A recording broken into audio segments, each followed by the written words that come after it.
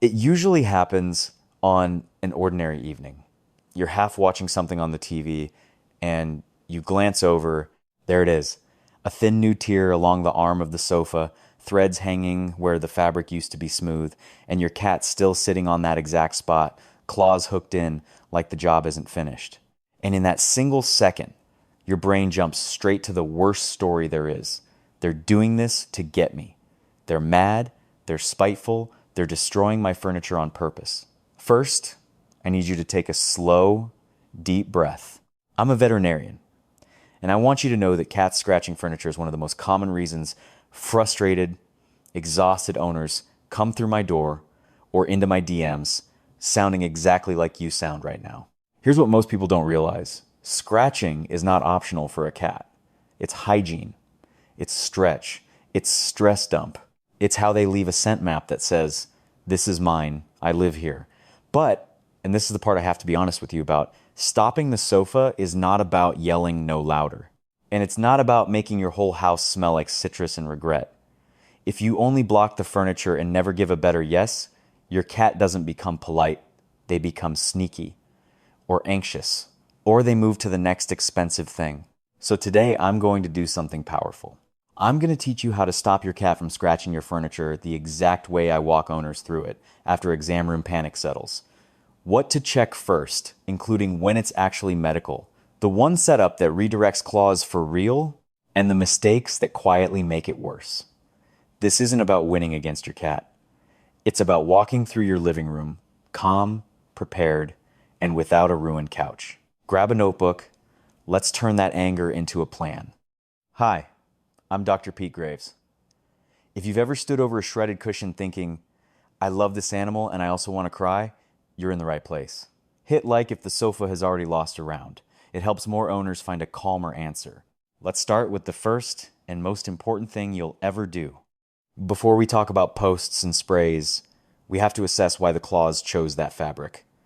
I want you to stand in the room where the damage happens and answer 3 questions the way I do in my head in the clinic. 1, is this a favorite vertical surface? Cats prefer a tall stretch. Sofa arms and corners feel like trees. Soft weave grips claws. That's physics, not personality. 2, is this an I live here station? High traffic spots get scent marked. Your sofa is central. Of course it wins. 3, did this spike suddenly? New home, new baby, new pet, moved furniture, boarded while you traveled, someone's stressed. Scratching can jump when the cat system is overloaded. Here is a reassuring sign. If your cat has always scratched a little and the sofa is simply winning the materials contest, this is usually behavior plus environment and we can redirect it. Now the flip side, listen carefully. If the scratching came with limping, hiding, crying when touched, going outside the box, not jumping up like before, or chewing and pulling fur, we are not in craft store territory anymore. We might be in pain territory, or stress, cystitis territory, or something hurts when I move territory. Scratching alone is normal. Scratching plus red flag body language is a different conversation. The assessment tells you how urgent the home reset is, and whether tonight's job is a scratching post or a phone call. Human memory is terrible when we're annoyed. So don't just keep an eye on it. Do this free trick tonight. Take clear photos of every illegal scratch zone. Arm, corner, side panel. Note the date. Note time of day if you know it. Right after you leave, middle of the night, put a bit of tape or a sticky note at the exact height their claws hit most. That height is gold. That's usually where the scratching post's sweet spot needs to live. A photo log turns my cat is destroying everything into real information you can actually act on and that your vet can use if this is part of a bigger stress picture. Let's talk about the stuff you'll see the second you search how to stop a cat from scratching furniture.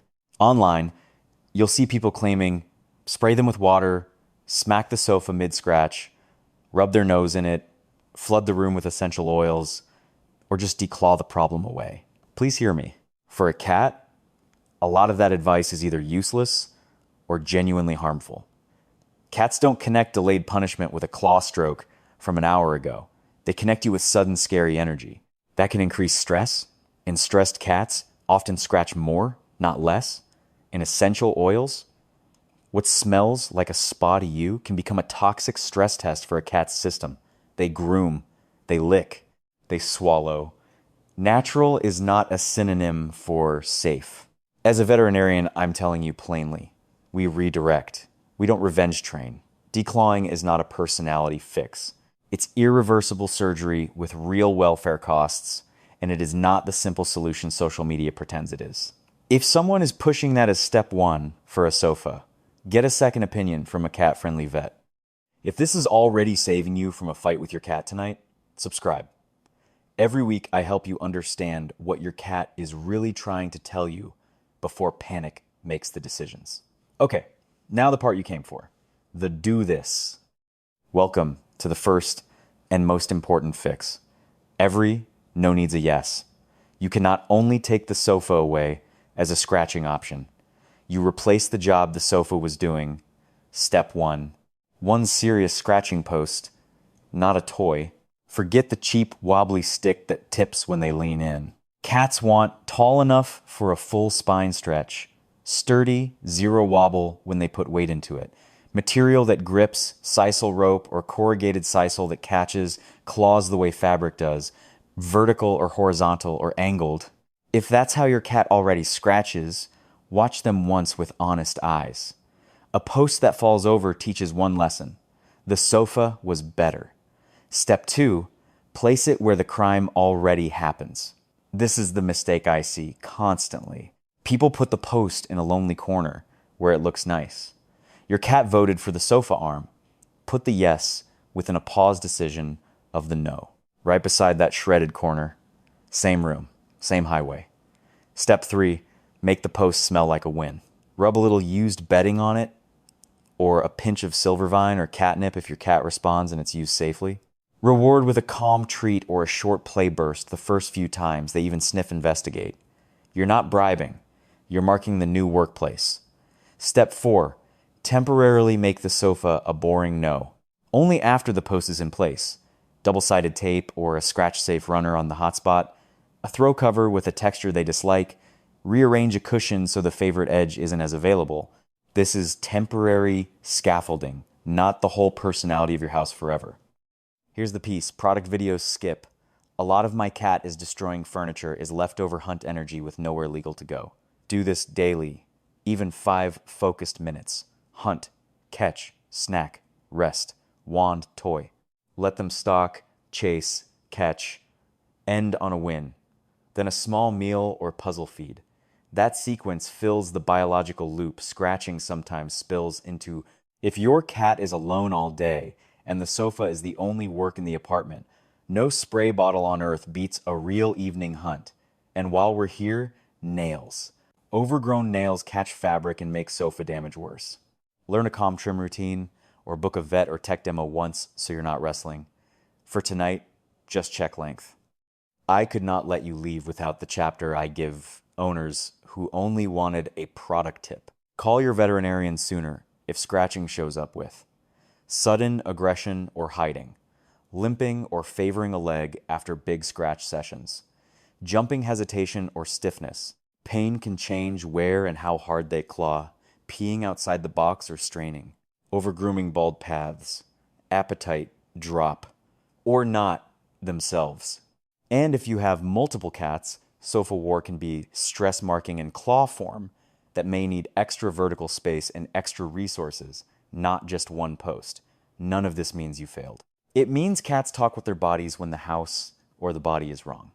So let's bring it all together, because you came here mad at a couch, and I want you to leave calm and capable. When your cat is scratching your furniture, you now have a plan. 1. Assess. Favorite spot? Sudden spike? Any pain or stress flags? 2. Map it. Photos, height, time of day. 3. Do this. A sturdy, tall, grip-friendly scratching post, place where they already scratch, then temporary sofa doling. 4. Fill the tank. Daily hunt play, check nails, reduce idle stress. 5. Know your go now signs and involve your vet when the body is speaking louder than the sofa. I want to be really clear about the spirit of this video. Everything I've shown you at home, the map, The yes post, the play loop, none of it is meant to replace your veterinarian if something medical is cooking. It's meant to stop the shame spiral and give you a protocol that actually respects what a cat is. Because here's the truth. Most furniture scratching, when you redirect it early, and honestly, is very manageable. Your cat isn't a villain. They're a little predator living in a fabric jungle gym designed by humans. Knowledge really is the cure for that boiling feeling of, why are you like this? So go ahead and pick one illegal zone tonight. Photo it, note the height, order or move a real post to that exact spot. If you found this helpful, subscribe and stay with us. Every week, I help you understand what your cat is really trying to tell you. Drop a comment. Sofa arm, chair corner, or mattress side. I read them. Give your cat a chin scratch from me. Stay calm, and I'll see you in the next one.